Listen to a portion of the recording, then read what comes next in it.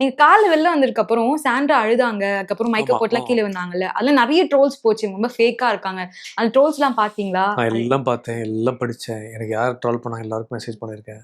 யாரையும் அவாய்ட் பண்ணதில்ல. ஓகே. என்னன்னா, தெரிஞ்சவங்களுக்கு தான் அது வந்து பலி. ம். தெரியாதவங்களுக்கு ஒரு ட்ராமா.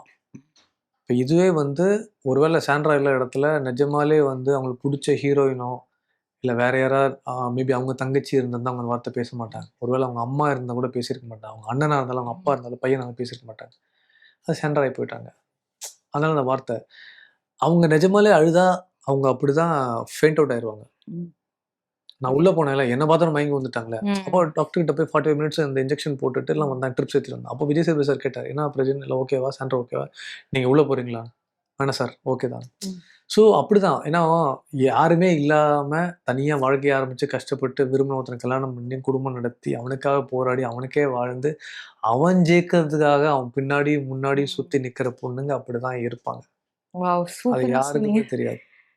அது லவ் பண்றவங்களுக்கு தான் தெரியும். வாழ்ந்தவங்களுக்கு தான் தெரியும். வாழ்ந்து காட்டுறவங்களுக்கு தான் தெரியும். வேடிக்கை பார்க்கறவங்களுக்கு தெரியாது. ம்.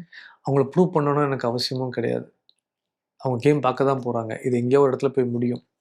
அப்போ அவங்க புரிஞ்சுப்பாங்க. இதே மாத்தி வாவ் சாண்ட்ரா அப்படின்னு அனுப்புவாங்க. அந்த நாட்கள் வெகு தூரம் இல்லை. அவ்வளோதான்.